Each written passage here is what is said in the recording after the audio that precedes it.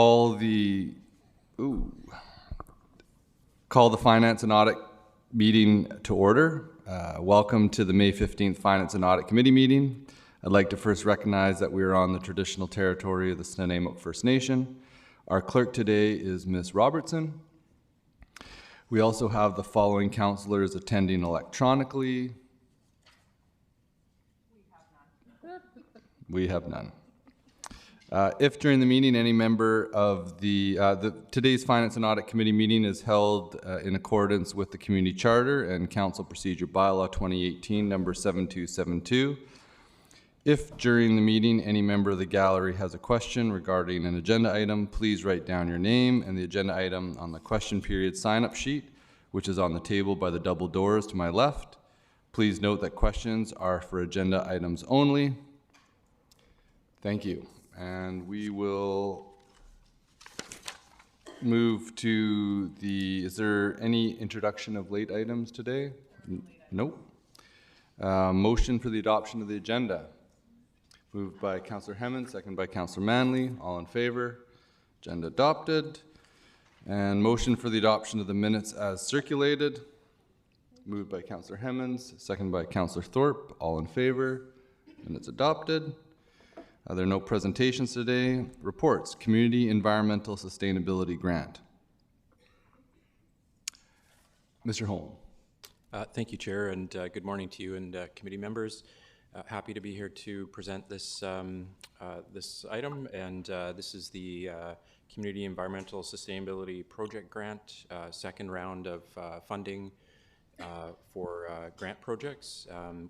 We've received 10 applications at this point, presented 7 as recommended for funding through the program this year. The report outlines the programs that are recommended for funding and all of the 10 applicants as well.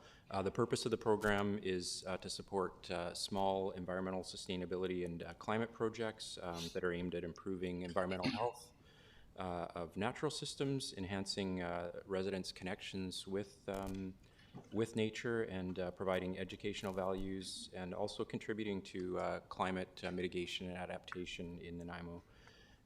As I mentioned, we had 10 applications, 7 are recommended for funding. The recommended funding ranges from $5,000 to $800. The total project grant allocation is $20,000. The requested funding totaled $38,330. So our request for substantially more than funding is available. So some are recommended as partial funding the requested grant. The applications were reviewed based on the project guidelines and criteria the Council adopted. They're included as Attachment A to the report. They're evaluated based on merit, relevance and feasibility, and potential impact. So if you can review the project guidelines and criteria that were used to evaluate the applications. Roughly, the projects can be put into 4 sort of broad categories. The project grant applications. Some were related to gardening, native plants, and local food production. Another category of project grant applications were focused on education. Some were focused on waste reduction, and some were focused on improving building energy efficiency. I've got Dave Stewart, the environmental planner for the city, who managed the review of the grant applications, and is here to take any questions. I'm happy to take questions at this time. Thank you. Thank you. Is there any questions for Mr. Holm before we go to the recommended motion? Got a list. We've got the speakers list, Ben. Oh, Councillor Hemmons. Thank you, Chair. And I apologize for the discussion as you were talking. We were trying to figure out if we would have quorum if someone stepped out. My question relates to the Old City Quarter Association, the Harewood Neighborhood Association, and the Dover Community Association are partnering on something. And can you just give me a bit more information about what that is? Sure, through the chair. So the Old City Neighborhood Association application is actually phase 2 of a previous application that was supported through a grant. So what they're doing is they're actually looking at a thermal imaging camera technology to identify and help homeowners just get a general understanding of where they're losing heat in their buildings. So that was originally launched with the Old City Neighborhood Association and the Rock City Neighborhood Association last year. Due to the success of that program, the Old City Neighborhood Association is kind of rebranding and wants to spread that to other neighborhood associations within the community. So they have been in touch, and particularly shout out to Shelley Serban, who's sort of leading this project. So she's been in touch with both the Dover Bay and the Harewood Neighborhood Association to work with their members and go look at homes in those areas as well. That's great. Thank you. It's neat to see that collaboration. Councillor Manley? Thank you, Chair. Yeah, it'd be great to see that collaboration continue with other neighborhood associations. I'm curious about, there's 3 that weren't funded, and I'm just wondering whether they didn't meet the criteria or not, or it was just a matter of lack of funding and trying to make sure that the other projects could proceed, because it looks like it's almost double the requests for what was available. Yeah, great question. Again, through the chair, probably the easiest way to answer that question is it depends on which application. The answer is it's going to depend different for all 3 of them. Right. So one of the applications, the Dover Bay neighborhood, or sorry, not the Dover Bay, the school, Dover Bay School application was actually considered within the community watershed restoration grants, which is on the agenda as a later item. The Vancouver Island Regional Library was not considered due to eligibility considerations. One, they felt they fit the eligibility considerations of being a nonprofit or a neighborhood association. We also understand that they received substantial funding from the City of Nanaimo already, so for that reason, we didn't consider it. The third one was simply, as Councillor Manley noted, that we were oversubscribed, and this was a new organization in the city, and that application depended a lot on partnerships with the school district, and at this time we didn't see evidence that those partnerships existed. Great. Well, there's some really good organizations on here, so I'm quite happy to support this, and I'd be happy to move the recommended motion. Great. Well, before we get to the recommended motion, I just would like to pull from the block the South End Eco Development Co-op. Just I'm in conflict there. My brother's on the co-op, and it's kind of in my hood. So we'll do the first chunk, and then we'll do that final one. Ms. Robertson?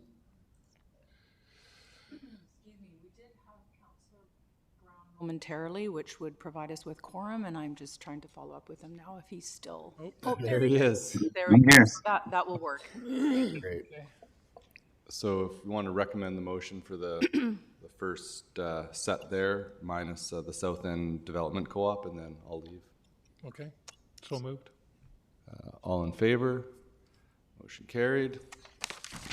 And Councillor Hemmons will soon. Would anyone care to make the motion regarding, thank you, Councillor Manley, seconded by Councillor Eastmere. All those in favor? Any opposed? I see none opposed. Thank you.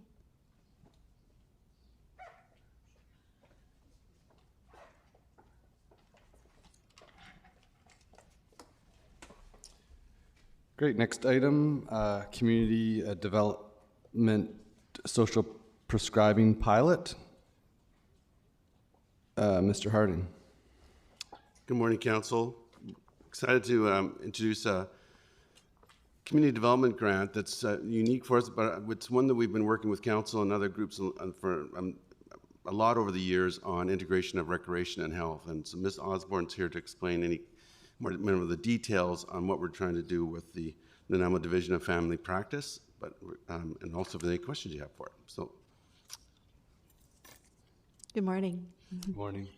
The City of Nanaimo Parks, Recreation, Culture staff have been working with the Nanaimo Division of Family Practice and with Vancouver Island Health on a program called social prescribing. The intent of the program is to provide opportunity for seniors in isolation to experience recreation and culture programs. The social prescribing program is really unique, and it originated in the United Kingdom. It's unique in that it has a youth linker or a link worker work with the isolated senior and identifying recreation and culture programs that might fulfill that social isolation for them. The link worker spends time with them, identifies what their interests are, and then helps to connect them to those social recreation opportunities within our community. This particular grant that we're looking for, the Community Program Development Grant, is designed specifically to help with new programs within our community that are pilot projects. And so this particular grant is looking to connect the working to provide funding for the link worker to identify the programs and to help register those seniors in the programs.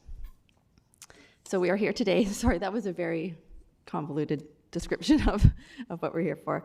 But what we're here for today is to look for the Finance and Audit Committee to recommend that Council approve the request for the Nanaimo Division of Family Practice and the Community Program Development Grant for the amount of $6,120 to assist in the funding of social prescribing. I'm here to answer questions, and I'm sorry if that was a complicated description. Thank you. Any questions? Okay, go for it, Councillor Manley. Thank you, Chair. Yeah, this is a fantastic program. I really like the description of it, and it kind of reminds me of what happened in the community before with the Seniors Connect program with New Horizons for Seniors. And is there, do you know if they're looking at applying through that federal fund as well to maybe expand the program? Yes, and the committee that has been working together has looked at many different options of funding locally and provincially. We have received funding through United Way as well to fund for the second link worker. We have 2 link workers that we have currently hired, and what's really great about that is that they'll be based out of the Bowen complex, so they'll have full access and exposure to the Harbour City Seniors program. We're in the stage right now of seeking out different funding options to try to continue this program to extend into the coming years. And so this is the first sort of stage in looking at funding to support the program aspect of it. Okay, and would the city, so the city's a partner, and I look at the names on here, is the city looking at a partnership for applying to New Horizons for Seniors again, or? Sorry? The New Horizons for Seniors grants. We had a fantastic program here a number of years ago where we did the Seniors Connect. There was a whole bunch of different programs. A few of them I worked on, the Living History series, and some programs through Food Share, and just the, bringing seniors out, working together on projects, increasing their social connections and nutrition awareness, and also then connecting with youth and doing youth and senior partnerships. We had some fantastic projects in town, and that's a pot of money that I think is coming up again soon. But so I'm just curious whether the city's considering doing something like that again, because it was a really successful project in the past. Yeah, through the chair to Councillor Manley. We are looking at, we did actually look at the New Horizons grant when it came out this past few months ago, but the actual pilot project wasn't fully prepared, so we weren't able to apply at that point. We're definitely looking at all options of funding to support this project, and I think that we will have opportunity for a number of different grants. The Nanaimo Division of Family Practice is leading most of the grant application process at this point. And the reason why they're specific onto this particular grant for funding the link worker is because it's directly related to the recreation program element. Great. Well, thank you so much. Yeah, I fully support this. Thank you. Councillor Eastmere.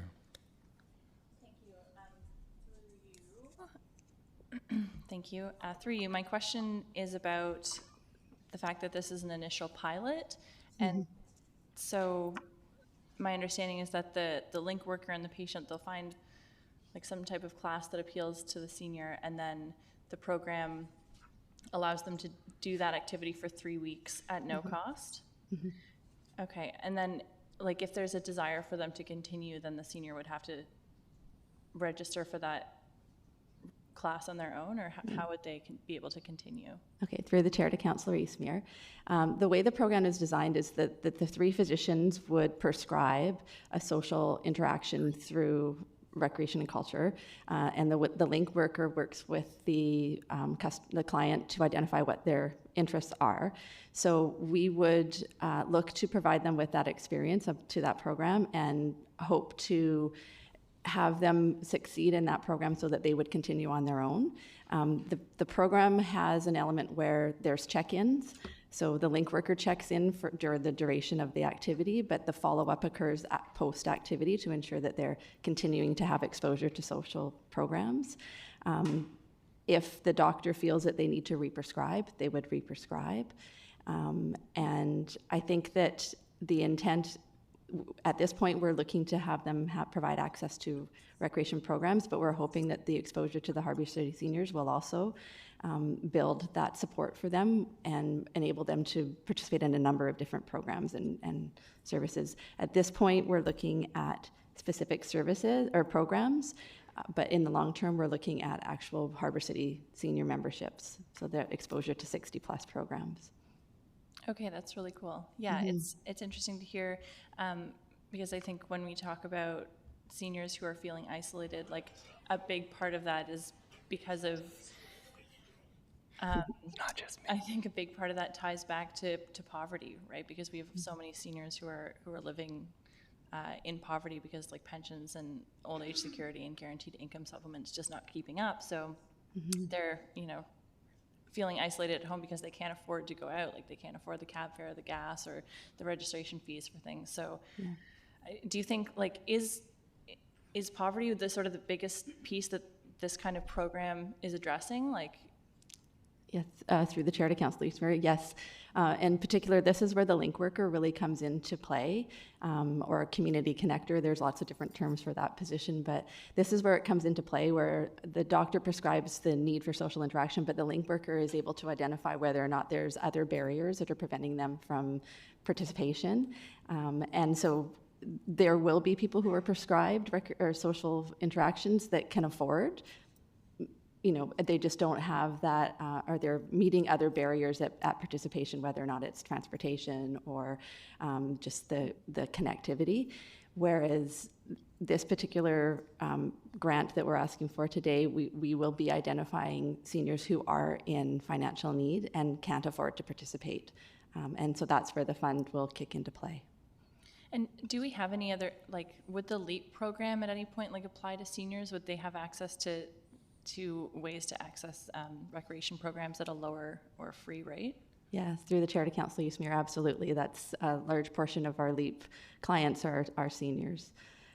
Again, with the social prescribing, it's where a doctor identifies that the senior has the barriers or is missing the connectivity. And so this is that opportunity to get them through the door. And I remember when we first connected with this, with the Nanaimo Family Practice and with Island Health, that's where we came to the table and said, our biggest difficulty is getting seniors to the door, but once they're through the door, we've got them. We know what to do from there. So this is that link for us. Cool, thank you. Can't wait to support this. Wonderful. Mr. Harding. Thank you. I lowered my hand because mentioning some of the financial barriers. We mentioned LEAP, and there's other ways. If there's other kind of barriers to participation, financial being one, that's what the worker will continue with. But Ms. Osborne explained that too. Thank you. Councillor Hemmons. Thank you, Chair. Great program, happy to support. I have a question, and this is probably unfair, I should have preceded this, but in our quarterly purchasing report, we have a transfer of $40,000 to VIU for, I believe, the same program. I just want to pull it up. It's not social prescribing particularly. Richard, you can probably help me here. Through the chair to Councillor Hemmons. That's for their recreation prescription program, which is also a social prescribing overarching concept, but recreation prescription is specifically part of the Building Safer Communities Youth Resiliency Grant Program. And the recreation prescription VIU is working with us to deliver that program. And that's for the 40,000 transfers. Thank you. You're welcome. Thank you. Would anybody care to move the recommendation? I'll make it, sure. All right, Councillor Hemmons, seconded by Councillor Eastmere. All in favor? Motion carried. Thank you. Community Watershed Restoration Grants 2024. Thank you, Chair. In 2022, Council set up this grant program to help local groups who want to do restoration on different wetlands and waterways throughout the community. So we're pleased to bring the 2024 grant applications. We have 6 very good applications, and staff are here to provide any detail to the program itself or to the applicants. Any questions? I've got a question. I'm just curious, the amounts that were applied for, is that kind of what people applied for the grant, or are they adjusted coming to council? Through the chair, it ranges. There were some, most of them, they came with that exact amount. There was one example, the Dover Bay, the Dover Bay Outdoor Education Program, where they came to us with a lower amount, and staff looked at their budget and realized that they had made some errors on their budget, so we helped increase that one. And then there were some where we adjusted it to a lower amount, and examples of that would be the Wellington Action Committee and the Wild Coast Ecological Society. Okay, great. I just noticed that there's a little bit of money that wasn't used, and is that if there's a late application, or curious what would happen to that amount if it gets carried over into the pot for the following year? Or? So there's one application, the Wild Coast Ecological Society, that you can see says not recommended at this time to proceed with funding until more information can be obtained. So we certainly can follow up with them and find out if they can prove partnerships. They have suggested that they have partnerships and ability to work with School District 68, but there was no evidence of that and no track record of that. So one option is certainly to save that money and use it for them, or we can do another intake, or we could receive late applications. Okay, great. So if it's not used this year, does it go into the reserve for next year, or what kind of would happen to that extra little bit?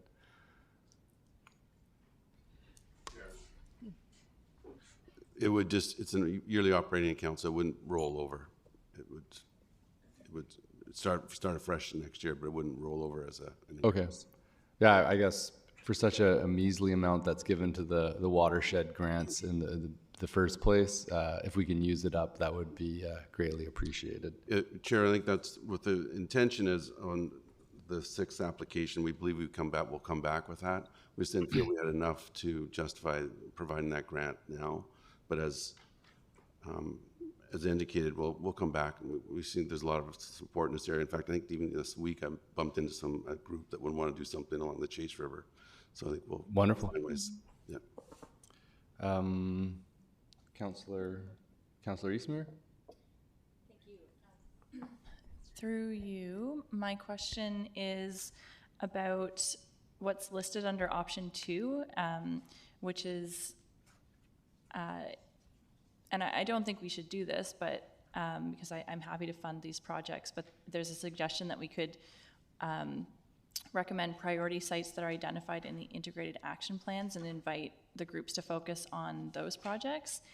Can we fund these and do that for the next round? Because I would love to have some help from the community groups to knock off some of those integrated action plan items and support that however we can.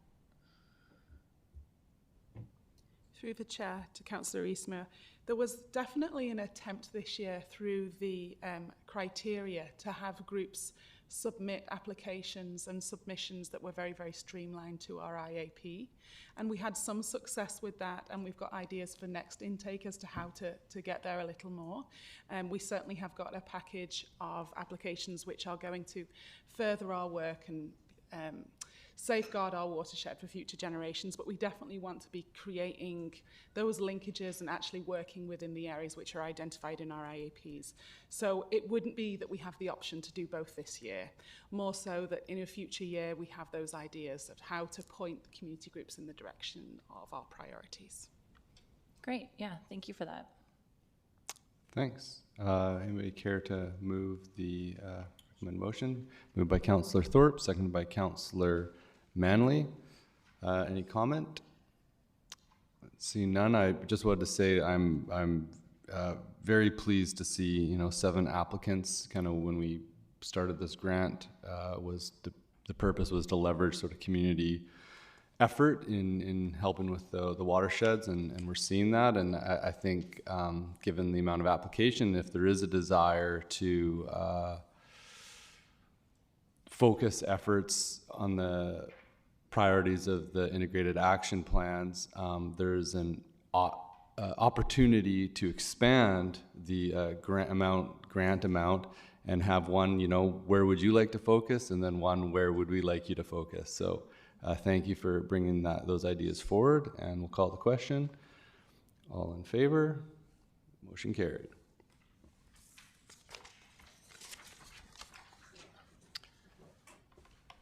Building Community Through Arts and Heritage Community Anniversaries Program. Thank you, Chair. Just an information report of a grant that we've applied for, and culture event staff are here to provide any details. It's for help celebration of the NAMA 150.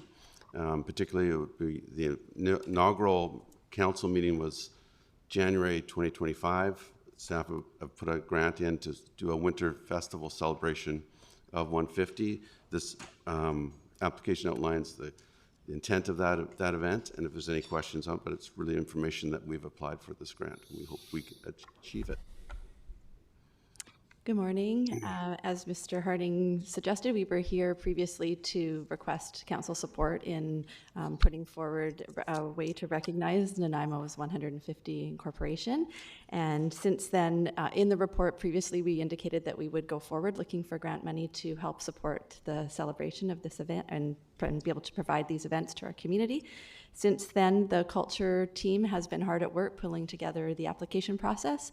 And today, Ms. Sine and Ms. Mercer-Breen are here to provide you with some of the details of what we are hoping the grant application will be successful with. Great, thank you. Ms. Mercer. Thank you very much.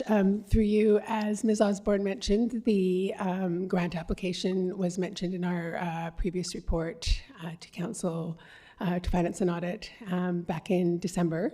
The hope with the grant funding coupled with what Council has already allocated was to provide the opportunity for an illumination festival throughout the downtown area. It would, if we're successful in the full grant amount that we've asked for, we would look to do something that lasted for 1 month in duration, starting on the date of incorporation and carrying on through to Family Day. I'll turn it over to Ms. Sine, who can give you a little more detail on the details of the request. I'll try and summarize. It's quite a complex grant, but what we were looking to do is really use this as an opportunity to highlight the vibrancy of the arts and culture community. So essentially recognizing that we are commemorating 150 years since incorporation, but using that as an opportunity to illuminate what has happened in the past, but really put that spotlight on the future of our community and the hope of what we can achieve by really highlighting the arts and culture. So what we are looking at doing, and there's quite a bit of detail there, but is to have an opening event where there would be performances down at Maffeo Sutton Park, and we would bring in a variety of temporary public art illumination projects that would be spread out throughout the downtown core and surrounding area for people to explore during that month. During opening night, there would be performances at each temporary public art installation, and then we would have a closing event on Family Day that focused with performances that were a little bit more family and child focused. In addition, there is a portion of that grant that can go to capital project. And so what we said with that is that we would like to commission 2 permanent public art installations. And again, those would be art light-based public art installations. Thank you. Great, thank you. Any questions from council?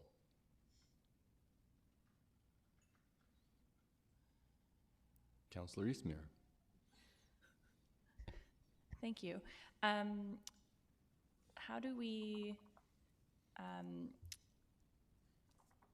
do like a night light-based event and balance the like environmental aspects of that? Just wondering. Through the chair to Councillor Eastmere, that is absolutely going to be part of the call that goes out to artists. So within a call that goes to artists, we can set very particular parameters, and I will be working with the other departments looking at very particular, for instance, the bylaws around light pollution and all those various facets when it comes to the technical aspects of how you achieve projects like this. Thankfully, there are municipalities across the country that are doing these sorts of programs and have been for years. So there's a lot of research and material that we can draw upon to really strengthen what we're doing. But you bet that will be part of the parameters that go out so that the projects that are proposed to us are in fact achievable and will work within the guidelines of our city. Sounds good, yeah, because I know council's put a lot of work into the dark skies policy, and we're looking for, you know, carbon neutral and sustainability, and to me that doesn't necessarily mesh with creating new light-based things, but maybe they are solar powered or something like that. So there's lots of opportunities to be creative on this. Thank you. Thank you, Councillor Eastmere. Councillor Thorpe. Thank you very much, Chair. Through you. There, it seems to be on. Thank you. Through you, Chair. Thanks, ladies. This seems quite exciting and innovative, and I certainly support it.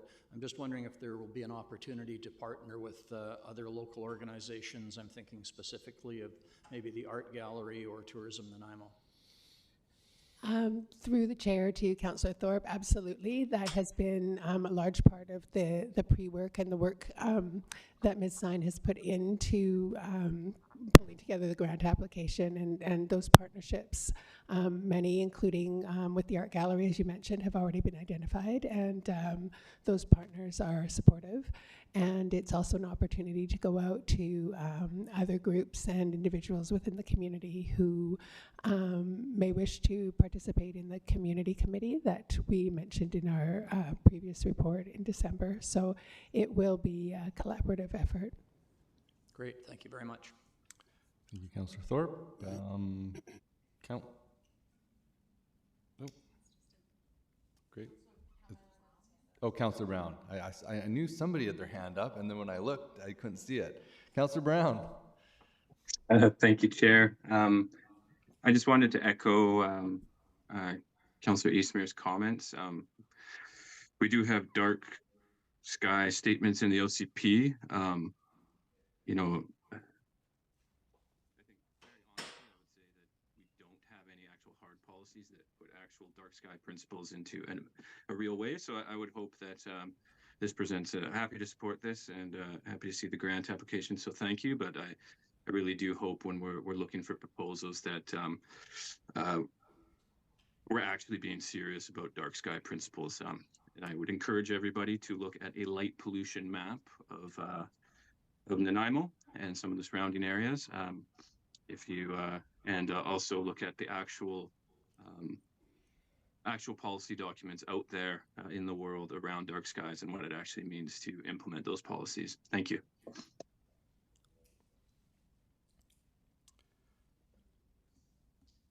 Chair, again, it was an information report for you. So, we're not asking for a motion, so. Okay, great. Just want to make sure council was aware that we were applying for this grant. Great. Thank you. Councillor Hemmons had a question? Thank you, Chair. Yeah, I think this is great. Fully support. I appreciate being made aware that we're applying. Regarding dark skies, my understanding is that we would be potentially commissioning 2 new permanent art pieces, but that this festival would just be several days long. Yes. So light pollution would extend for the duration of the festival, and then would apply to whatever permanent art we put in with a light base. Is that accurate? The festival would run for a month technically, so the potentially 6 temporary public art illumination pieces would be up for the course of that month. Absolutely, though, I do understand the concerns. I think there is probably a misconception when it comes to talking about light and illumination in projects that we're talking about like spotlights or something, whereas the way it has developed within the art field is very, very innovative. It can be anything from glows behind engraving to very particular and centered and spotlighted projections. So it's something that's very achievable, I think, within the policy. And certainly because we are putting out an art call, it also allows us the opportunity to select projects that'll be appropriate as well. Thank you, and thank you for clarification on the timeline. I will share that in Vancouver and Halifax, I've participated in similar, and they are beloved by the community. So, thank you. Wonderful. Thank you for the report, for information. And that brings us to the next item, which is approval to bid to host the 2026 Canadian Sports Events Congress. Mr. Harding. Thank you, Chair. It's our last one. We became aware of this early last week of an opportunity for the city to apply for this event. There have 2025 and 2026 available. We've put in an asking council to approve us to work with the tourism and other associations, including the VICC, to put a bid in for the 2026 Canadian Sport Event Congress. And we're a number of staff here to help provide some more detail on what the event is. It fits a number of our criteria with sports tourism. It's also fits that shoulder season where we try to get activity in the community in the March area. But lots of information on it. Pleased to answer any questions council may have. And good morning.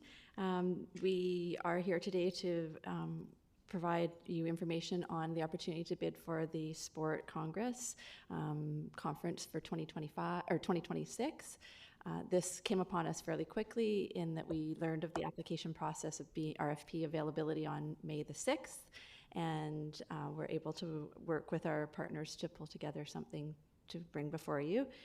We had one city staff attend the 2024 conference in Winnipeg, and one tourism Nanaimo staff attended to represent the city. There's extreme value in meeting with the variety of different sport organizations from across Canada. If we were to host the event, there's up to 60 different sport organizations that would attend and up to 350 delegates. And they are representation of the various different international and provincial sport type tournament events looking for locations within our city. It provides us with an opportunity to bring in over 1.1 million is the estimated value to it.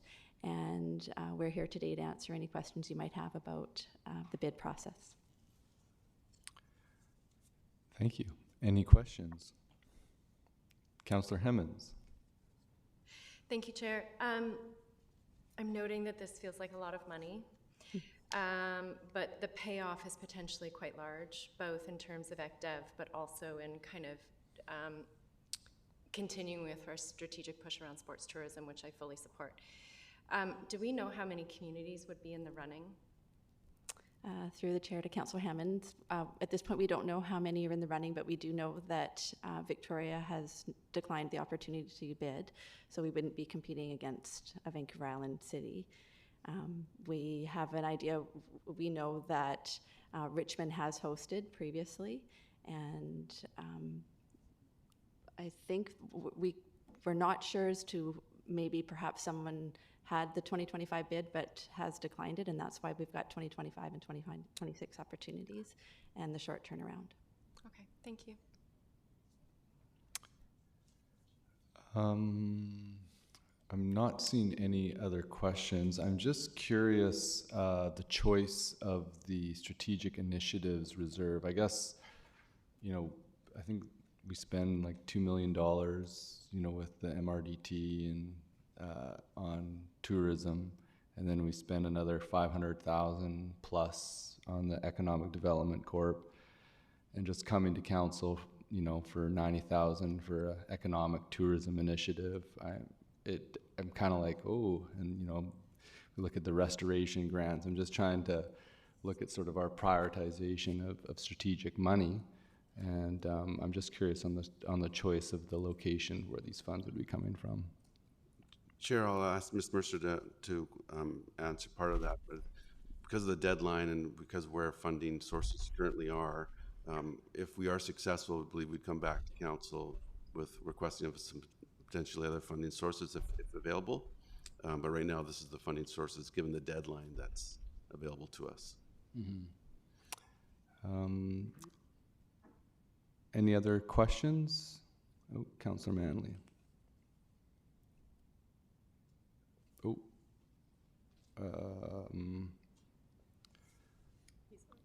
Thank you, Chair. You're on. So yeah, I'm curious about the economic spin-offs and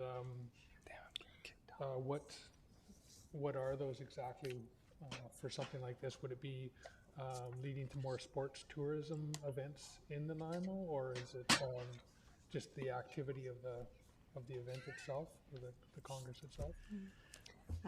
Through the chair to Councillor Manley, yes, exactly. So the actual initial conference would provide some economic spin-off for the community through accommodation, meals, and just activities within the city. And then the hope would be during the Sport Congress, city staff would have the opportunity to meet one-on-one with the various different organizations, and the intent would be that we could plug our city and hope to be able to be successful in future bids. It provides us with a tremendous opportunity to showcase the investment that we've made in our infrastructure for sporting facilities within the city of Nanaimo, and that's firsthand. And it also provides us with the opportunity to show them the tremendous conferencing center that we have, easy transportation to and from, you know, all of the barriers that we might see in future bid opportunities. Okay, thanks. Councillor Eastmere. Thank you. Yeah, a lot of my questions have been answered, so I appreciate that. There was a short timeline from when this came to city staff and then when it came to council. So, like, can you remind me again how quickly recently we learned of this? Chair, I believe early last week, I believe, Monday or Tuesday. Yeah, through the chair to Councillor Eastmere, Monday evening we learned about it.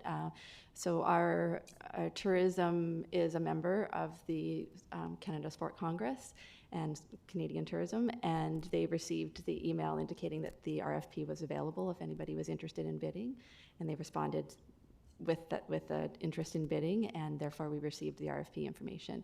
So the deadline is the end of May, and we received the information late May 6th, Monday night. Okay, yeah, I think given that it's not something that we've, you know, been wanting to do for a long time, and like that we've budgeted for and that we've been planning to spend this money on, like I think it's a nice idea. Not right now is my take, but thank you. And I think that a lot of the work that Nanaimo is doing on recreation is speaking for itself. We're getting a lot of profile, especially through hosting the senior games that are coming up and through all of the things that are coming to town. So I really think our city is doing an amazing job of sharing the good work that's happening here. And I don't think we need to pay for transportation and food for 60 people to come here to see all of that, because I think word is getting out. So thanks, but I won't be supporting this. Councillor Thorpe. Oh, thank you, Your Worship. So I think we can probably all agree that the improvements that we've seen in Nanaimo's recreation facilities over the past, say, decade have been amazing, and I credit Mr. Harding and his staff for achieving an awful lot. We look at the stadium district and the Harewood Fields and so on. To me, this is an opportunity to really showcase the facilities that we do have, that we have developed, and the return on investment I see as really quite potentially significant. So I recognize we're only putting in a bid, but I think it's worth a try, and I think it would be wonderful if we were successful. So I will be supporting this. Thank you. Thank you very much. My understanding is, and I apologize for being late, I had a medical appointment, but my understanding is there's no motion on the table at this point. Is that's correct? Correct. I will move the recommendation. Councillor Thorpe has moved the recommended motion. Is there a seconder? Councillor Hemmens. Discussion? If I may, I'm going to jump in, not having heard the presentation, but having read the material. I'm with Councillor Thorpe on this one. This community has invested hundreds and hundreds of thousands into millions of dollars in creating sports facilities that are to be used. They're not there to be looked at. And staff have worked on this. The opportunity to host this kind of event showcases our city. It gives a positive spin to everything that occurs in this town. I know that staff are enthusiastic about this. As much as I appreciate that others may have different priorities, it seems to me if you've got a bicycle, one expects you to ride it. So let's get on the bicycle and ride the bicycle, because as Councillor Thorpe has pointed out, the potential return to the city and the benefits to the community at large are significant with this. So I'll happily support the motion. And Councillor Brown. Thank you, and good morning, Your Worship. To carry on the metaphor, though, I don't ride a bicycle so people can fly all over the country to watch me use it. I definitely won't be supporting this. I think when we look at all the projects, we look at the continued expenses.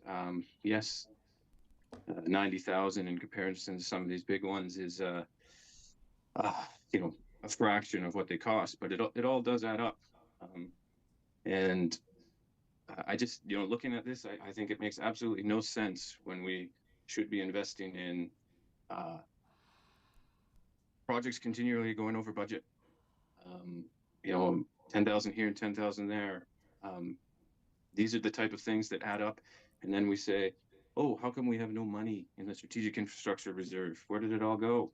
It's these countless decisions that occur every year. And so, yeah, I appreciate the information being brought forward, like that type of initiative. So thank you for that. But at this time, just like where the community is at, I think this is not how we should be spending our money. I think it's a little tone deaf to the real problems. And at the end of the day, I think it is totally absurd that you have to pay for someone to come here, right? So yeah, I won't be supporting this at all if that's not clear. Thank you. Thank you very much. Any further discussion?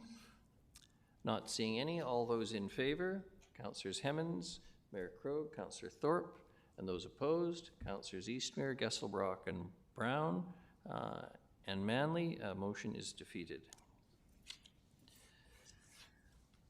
Thank you very much to staff for your presentation. The next item is the 2023 Statement of Financial Information. Ms. Mercer, please. Thank you. So each year the city is required to produce a statement of financial information by June 30th of the following year. So that is the report that we are here presenting today. I'm going to hand it over to Mr. Bailey to just walk you through a couple of the highlights of the report. Good morning. Good morning. So each year, the city is required to prepare a SOFI, legendary SOFI, or Statement of Financial Information, by June 30th. So the report includes information not found in the City of Nanaimo's financial statements, but does refer back to the long-term debt note and the guarantees that are included in the financial statements. And as a note, the council approved 2023 financial statements have now been submitted to the ministry.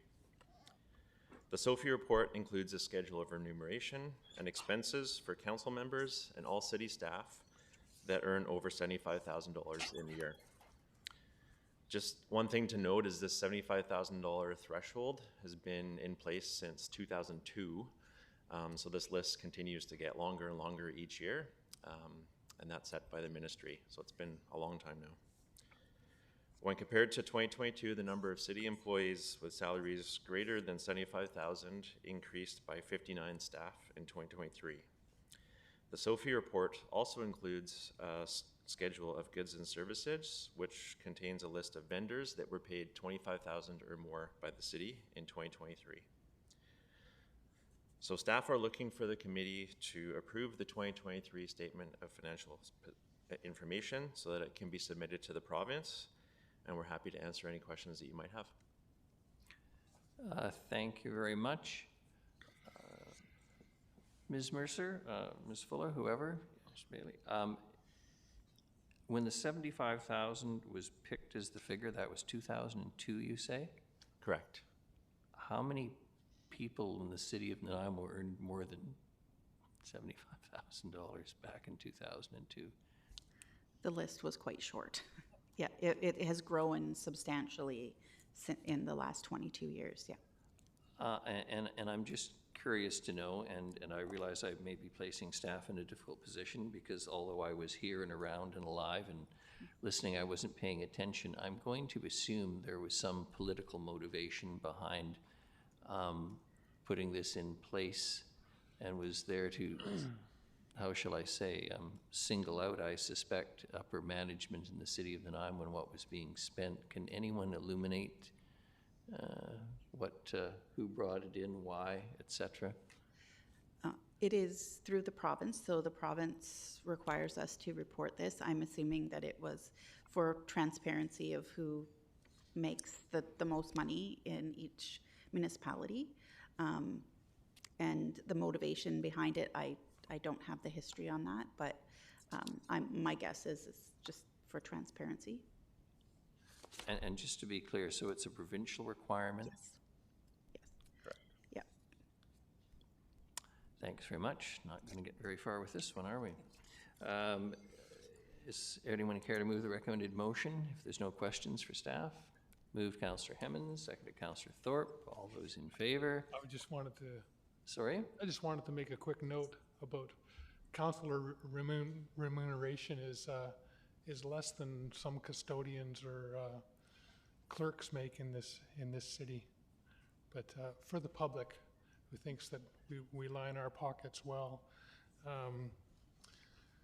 just a note about what we make in terms of what other people make in the working for the city. Thank you.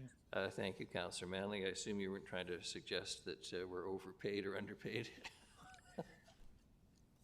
All those in favor? Any opposed? None. Motion carries. Thank you. The next item is the quarterly purchasing report, single and sole source purchases in excess of $250,000, instances of non-compliance purchases. Ms. Mercer, please. Thank you.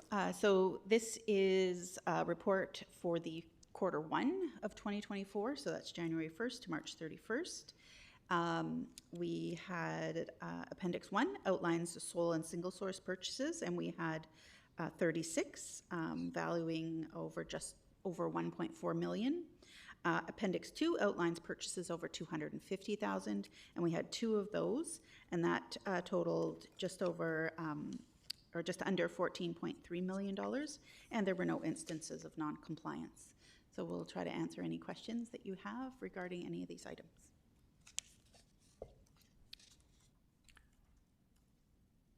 Any questions from Ms. Mercer? Not seeing any. All right, thank you very much. Do we have anything for question period, Ms. Robertson?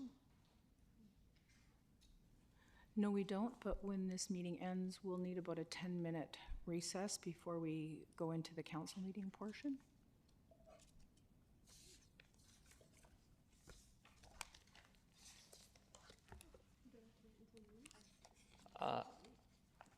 I was just going to ask, we have to wait. Sorry, what we did this time, because we weren't too sure on the timing, we actually specifically noted it as immediately following the Finance and Audit Committee. Okay. So we'll just need a short 10-minute recess before we can commence that meeting, though, just to do the computer equipment for eScribe. All right, thank you. Then motion for adjournment of the Finance and Audit Committee meeting. Moved Councillor Thorpe, seconded Councillor Hemmons. All those in favor? Any opposed? None. Motion carries. Thank you. We'll recess for 10 minutes. Well, take a break for 10 minutes.